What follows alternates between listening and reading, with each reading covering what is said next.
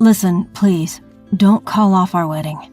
I regretted that I might have been a little childish after seeing his expression. However, this man who might be my future father-in-law was looking down on me, and my boyfriend wasn't doing anything to help me. I was at the brink of my patience with my boyfriend and my soon-to-be father-in-law, who evaluated things based on a brand status alone. My anger had reached its limit. At the first marriage meeting, I was driven away, and in the second meeting, he scorned me as poor, looking at my coat. But as soon as they saw the tag on my coat, both of their expressions changed. My name is Jessica Smith. I'm 28 years old, and I work as a ground staff at an airport. My parents live in Italy, and they run a fashion business. Despite that, I live alone in New York. That's when I met my current boyfriend, Jacob Turner, at my favorite cafe. He was 2 years older than me and a regular customer of that cafe, like myself. As we started to see each other more frequently, he began to treat me kindly, and so I, who was never stimulated by anything on a daily basis, quickly fell in love with him. After 2 years of dating, I finally decided to marry him. Hey, Jessica, how about we go to my parents' house for a marriage meeting next week? One day, he suddenly proposed this. I was thrilled that he also considered marriage, just as I did. His father, like my own, ran a large fashion brand business, and I liked the fact that he was as globally active as my father. And true to being the son of a brand president, he too was decked out in branded clothing. I'd love to go for the marriage meeting, I responded with a smile. But he looked a bit grim as he said, But my dad, he dislikes people who seem poor. Are you sure you'll be okay? I don't mean that in a bad way. I'm not saying you're poor or anything, but it's just your appearance. I guess he meant no harm, but something about his statement felt like he was looking down on me. Are you saying there's something wrong with how I look? No, I think your uniqueness is great. How rude. I'm wearing something decent, just so I could look worthy of being Jacob's girlfriend. That's right. Ever since I started dating Jacob, I began to take more care of my fashion. Even on my days off work, I never skip makeup, and I began to take regular interest in my outfits, ranging from budget-friendly brands to high-end labels. Jacob's presence had a lot to do with this. Just walking next to him, shining brightly as he does, I would look less by comparison. His best feature undoubtedly is his looks. With his model-like physique and face and the aura he exudes, he could easily grace the pages of a fashion magazine. When it comes to work, I earn a higher income and speak multiple languages, so in terms of capabilities, I am higher. However, he has facial features that far surpass those, and I was effortlessly drawn to him. But his occasional condescending remarks bothered me. Well, Jessica, you're pretty, so I think you'll be fine, but be prepared because my dad is strict. Strict in what way? Whether you're suitable for the Turner family. Basically, whether you fit the brand image of my dad's company. So that means Dad is extremely proud of his brand, and I don't think he'll forgive anyone who tarnishes it. I won't be able to defend you on the day, so do your best. As he said that, he smiled at me, but for me, it was nothing but pressure. And then, what does he mean he won't help me? He seemed ready to abandon me without a second thought. With my feelings of unease mounting, the day of the marriage greeting came before I knew it. The house of what would be my future in-laws was a luxury high-rise apartment. What floor do they live on?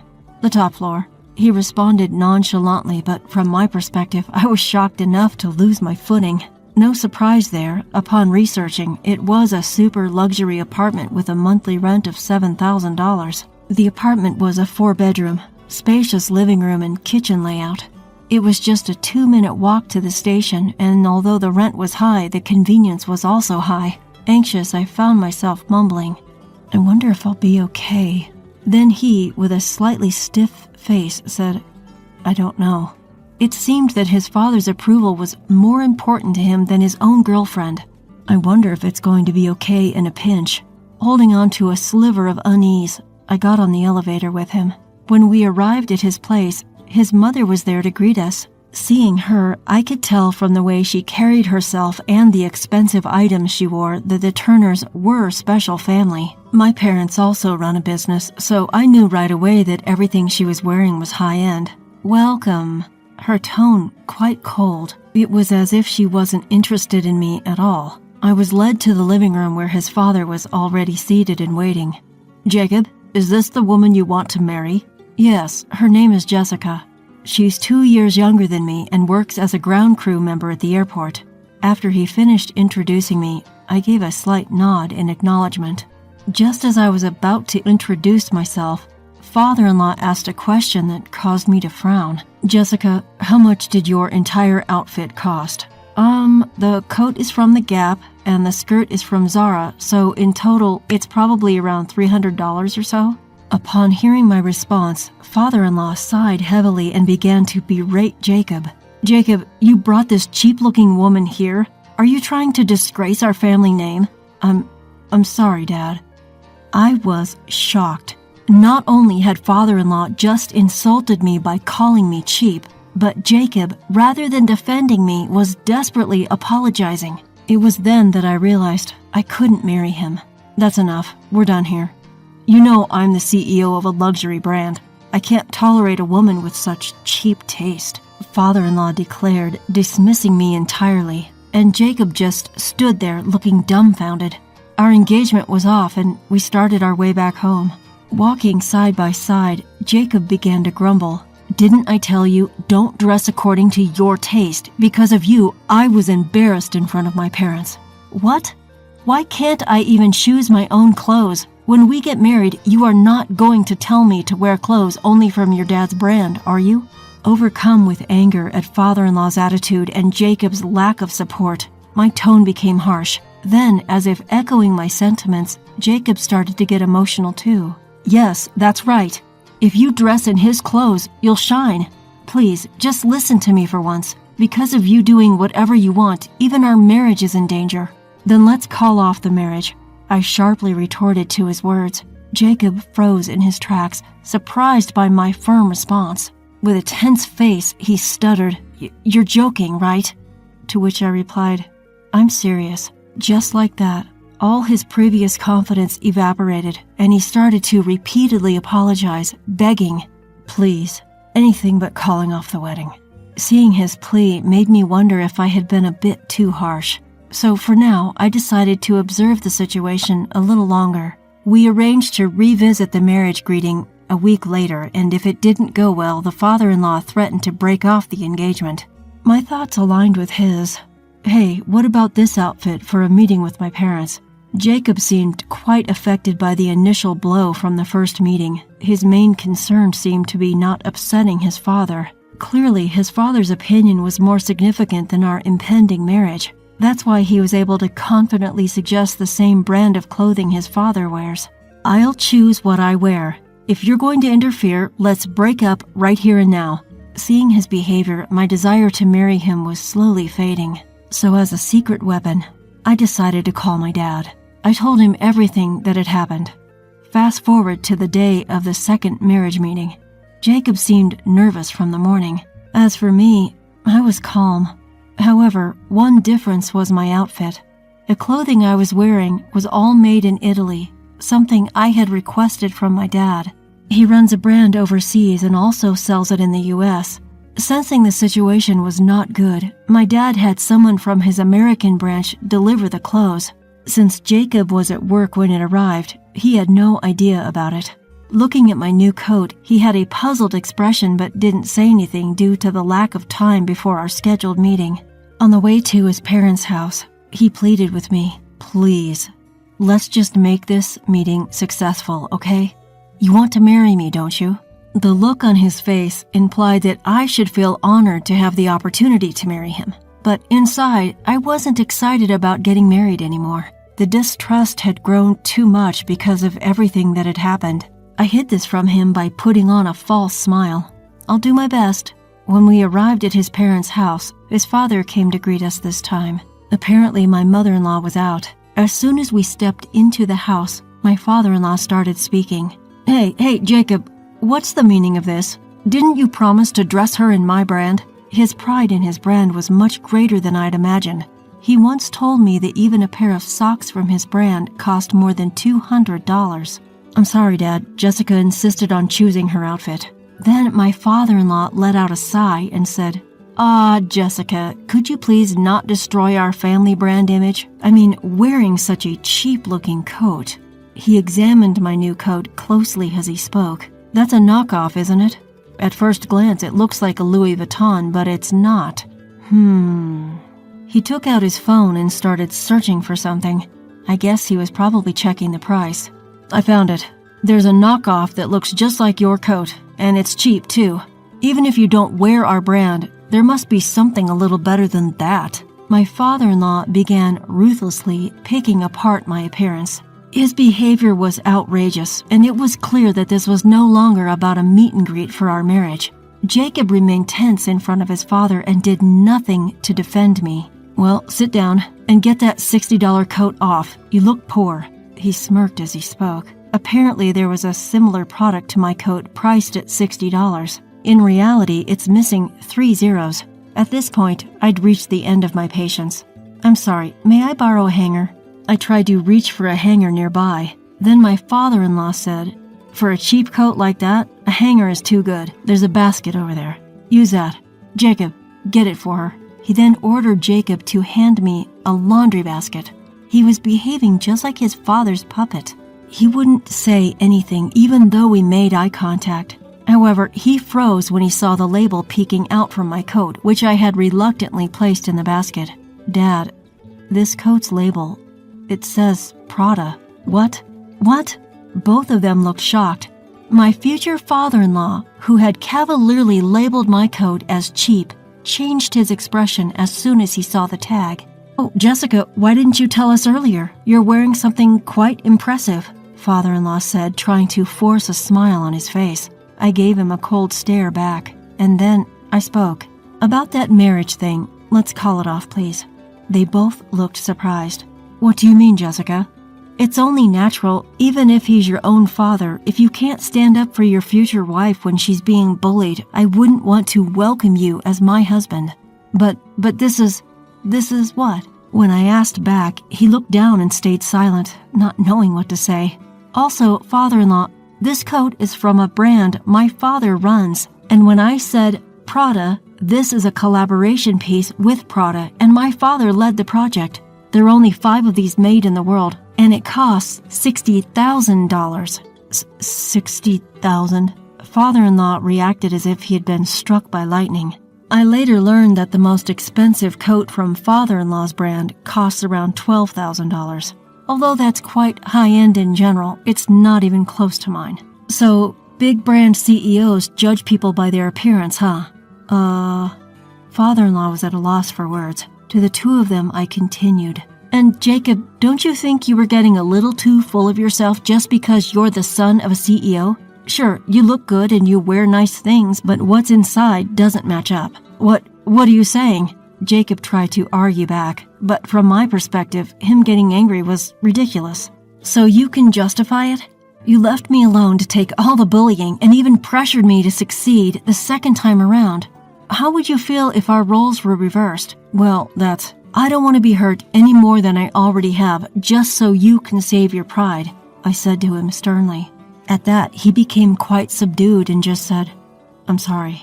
Then, as Jacob turned to my father-in-law, he said, Of course, I'll approve the marriage. I was wrong. Please, calm down. Still under the misconception that he held the upper hand, I was thoroughly disgusted by his behavior. I sighed deeply, which caused my father-in-law to jolt in surprise. He looked at me nervously. Do you know the ultra-luxurious Italian brand, Ruby? Of course. They're one of the top brands worldwide. I know the CEO. My coat is from Ruby. It's a collaboration with Prada. I see. Well, the point isn't that. It's that I'm the daughter of the CEO. What? You're joking. Both of them stared at me wide-eyed. They opened and closed their mouths as if trying to speak, but no words came out. I could tell they were struggling. I wanted to tell you formally when we announced our engagement, but that didn't seem appropriate given the circumstances. So I've been disrespecting the daughter of a more prestigious brand this whole time. It seems so, Dad. Jacob, quit messing around.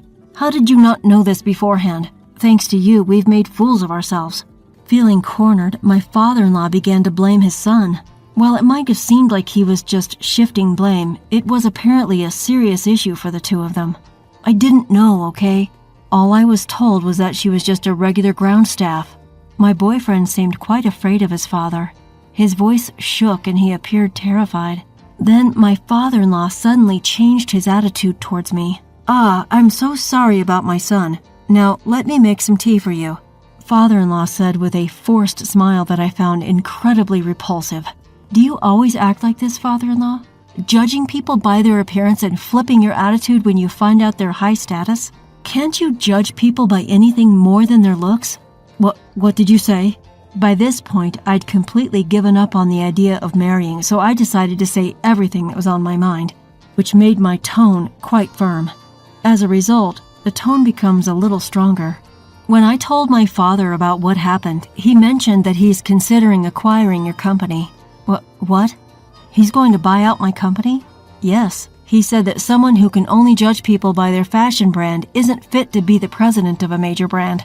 Fashion brands aren't there to flaunt your status to others. They're for the wearer to enjoy. A sheen of sweat was visible on my father-in-law's face. He seemed to be beginning to grasp the gravity of the situation. He might be flaunting his status as the president of a major brand now, but being acquired would be a different story.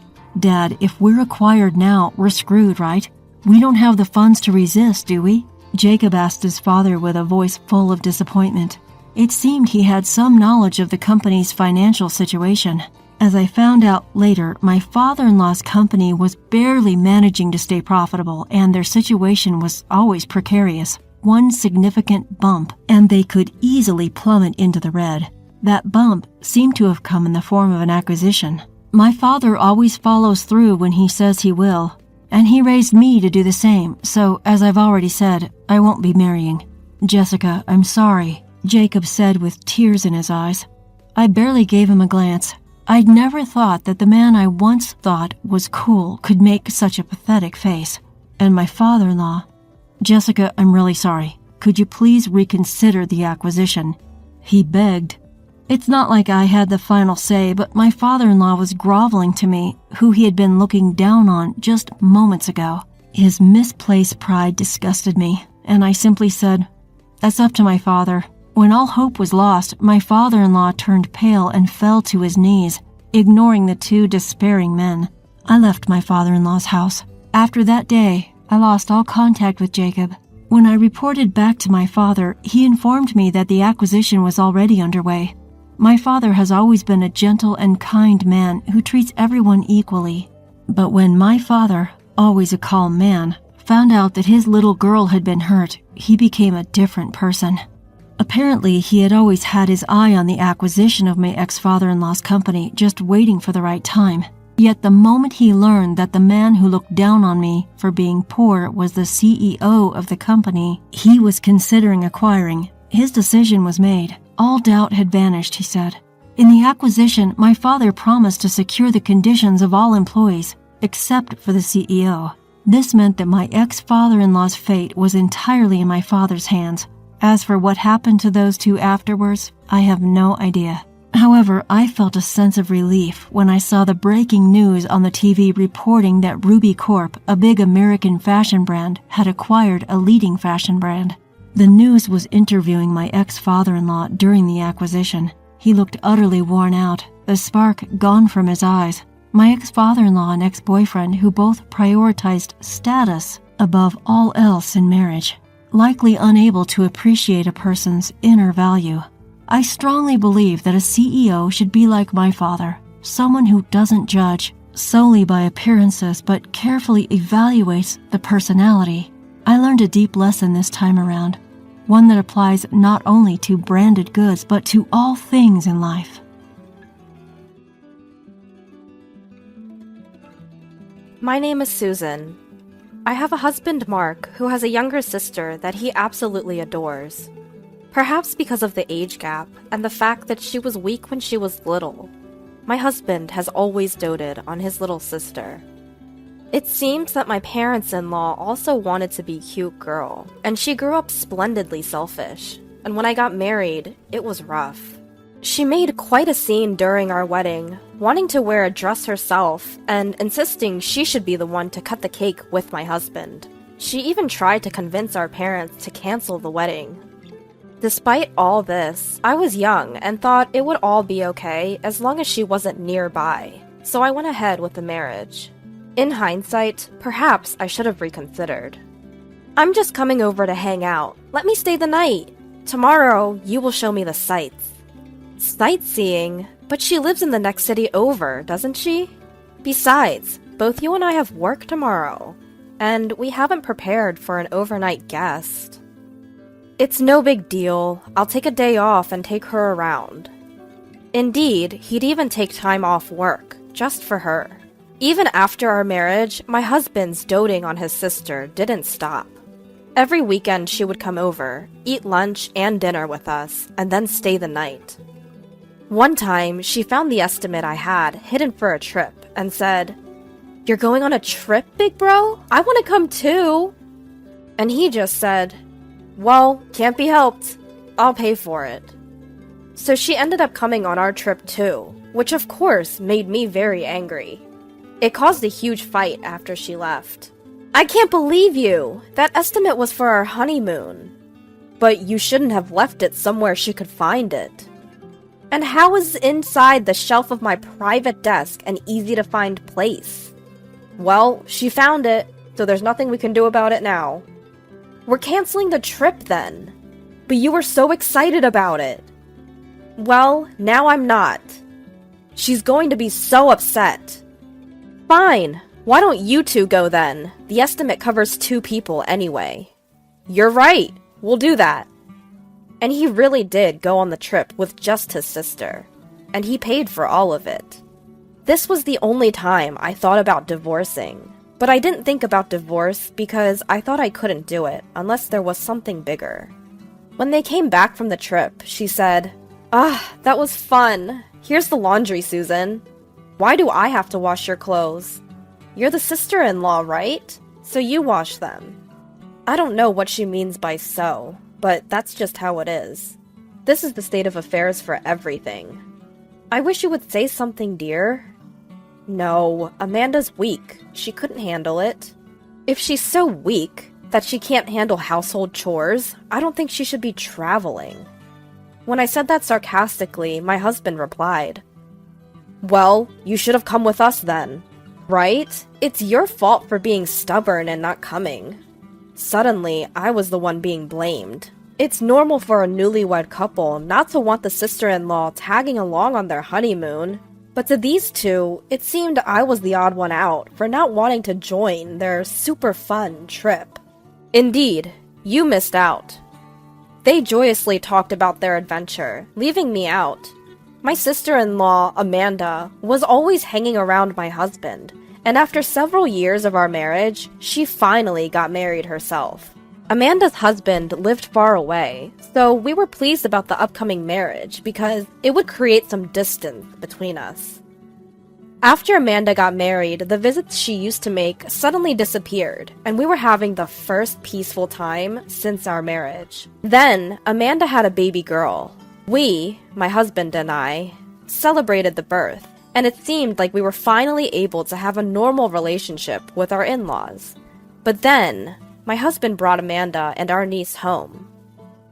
"From today, we're taking care of these two. We'll provide for all their needs, so I hope you're okay with that." "What? Why? What happened to her husband?" "Apparently, he was having an affair, and when she confronted him, he became violent, so she fled. She's planning on divorcing him, but she doesn't have a place to stay, right?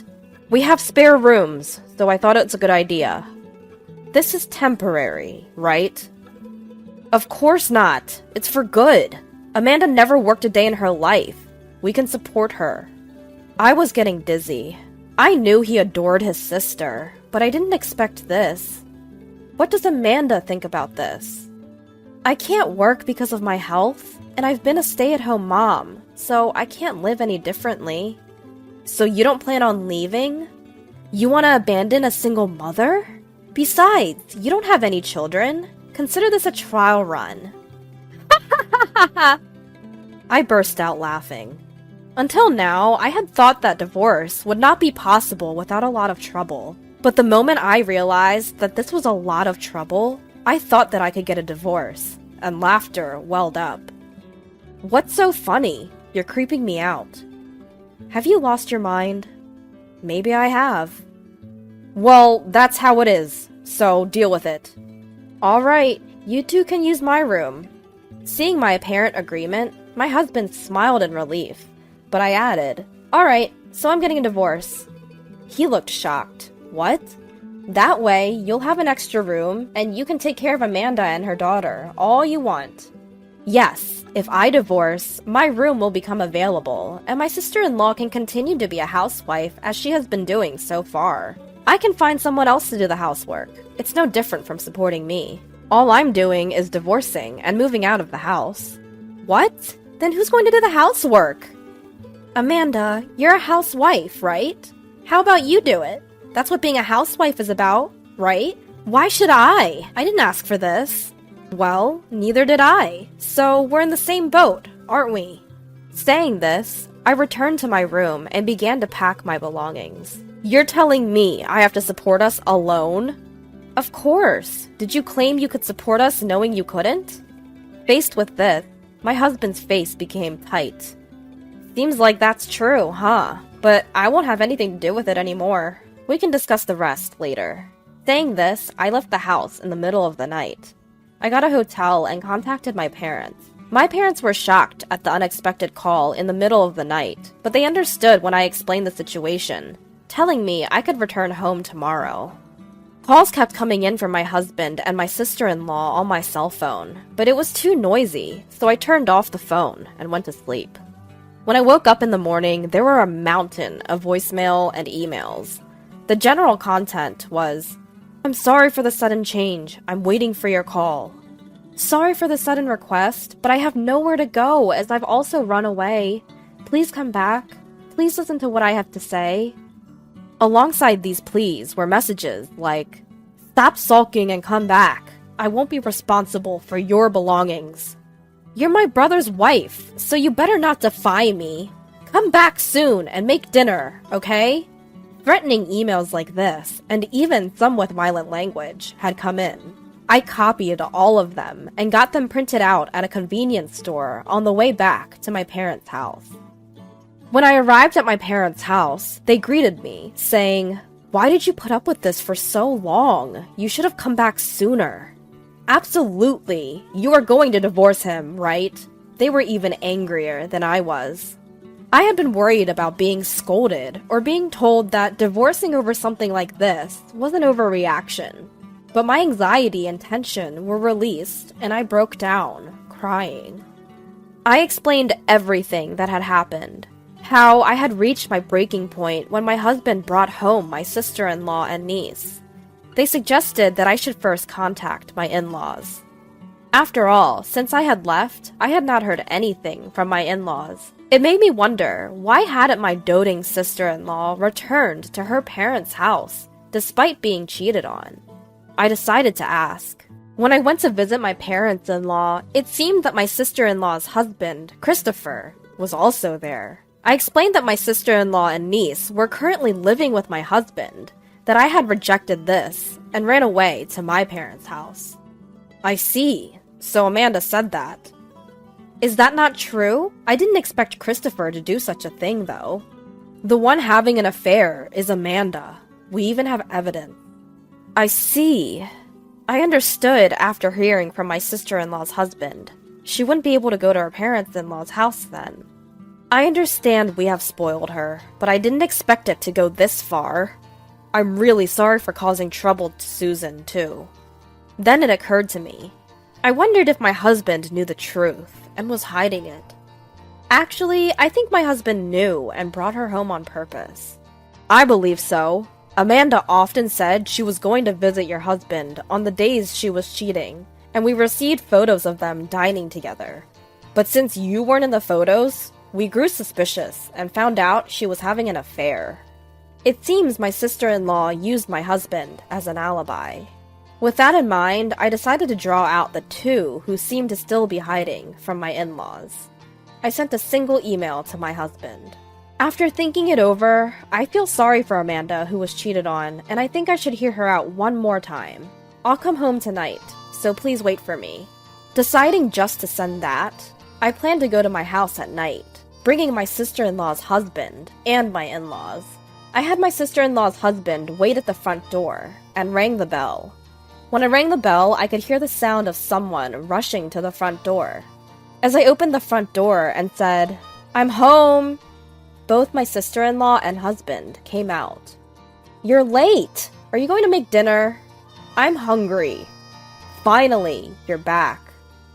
The house was so messy that there was barely any room to step. It was hard to believe it had only been left unattended for a day. Seeing this, my mother-in-law pressed her temples. My father-in-law turned red-faced. My sister-in-law and husband, who had made it to the front door, turned pale-faced. And I was amused at the contrast. "Why are Dad and Mom here? And why is Christopher here too?" "Well, I thought it would be hard to take care of everything on my own. And don't you think it's better if we get some help from your parents? I wasn't told Mom and Dad would be here. And Christopher too. You're causing trouble, even for your sister-in-law. What do you want to do?" "But having an affair is different." "What? Amanda, you were cheating." Feigning surprise, I received a glare from my sister-in-law. "Did you know?" When I looked at my husband, he was mumbling something, but he did not deny it. It seemed he knew about the affair. "So you knew, lied about it, and planned to have me take care of her." "Well, she's family, so you would trust Amanda, right? You were trying to make me do that? But if she went to in-laws' parents' house, you would definitely blame Amanda. She's a stranger to me." When I replied that, my sister-in-law said, "But I wasn't cheating. I was with my brother." I spoke with Christopher and saw the photos, but I don't know anything about it. Rather, you two were having meals together. We haven't been dining out for a while. "No, it's not like that. I didn't know about the affair, and she just asked me to take pictures to create an alibi. So please, don't divorce me." "Wait, brother!" At this point, it seemed he realized he misspoke, but it was too late. My husband, who had confessed to creating an alibi, had a face of regret. "With that, the alibi is hopeless. Your parents heard everything, you know." "No, that was my brother." "It's futile. There's plenty of evidence besides the alibi. I'm going to get a divorce."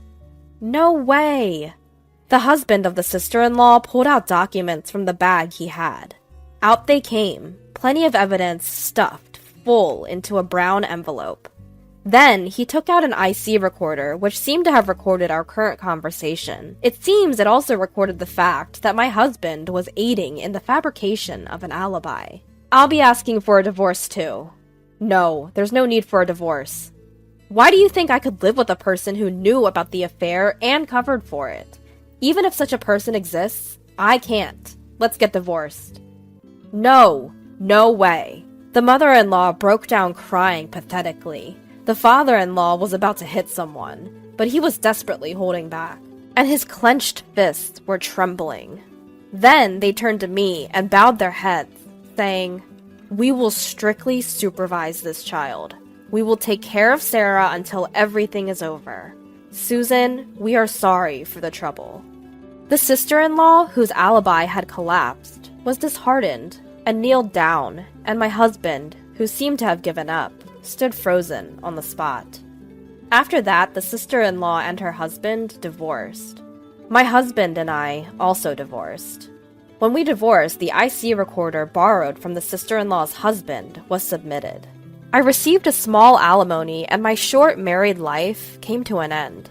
The custody of the niece was handed over to the sister-in-law's husband, and I was relieved. The sister-in-law and husband seemed to be living under the supervision of their parents, and the luxurious and arrogant life was forbidden for them, and they seemed to be living a tough life. Since then, I have occasionally been in touch with the sister-in-law's husband and have been allowed to see my niece.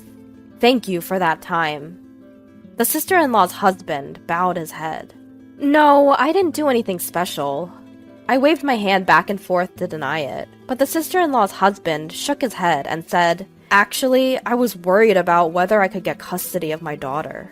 Custody is easier for the mother to get, and it seems that the father has a low chance of getting it unless there is a significant reason. Even though Amanda cheated on you? She's still young. It's difficult unless she can make her own decisions. But I thought I could definitely get it if there was the fact of cheating, and that the person who was involved in it will live with us at my wife's parents' house from now on." It seems that whether the fact that my husband was involved in the fabrication of the alibi could be confirmed or not was the key to whether or not he could get custody. So, I was able to get custody because Susan recognized the fact of the alibi at that time. I'm glad. It seems that Sarah can live safely. It seems that my niece will live at the sister-in-law's husband's house from now on. I am currently living at home, and I am about to move back to living alone. I can't always rely on my parents. After all, I should trust my instincts. I should have called off the marriage then.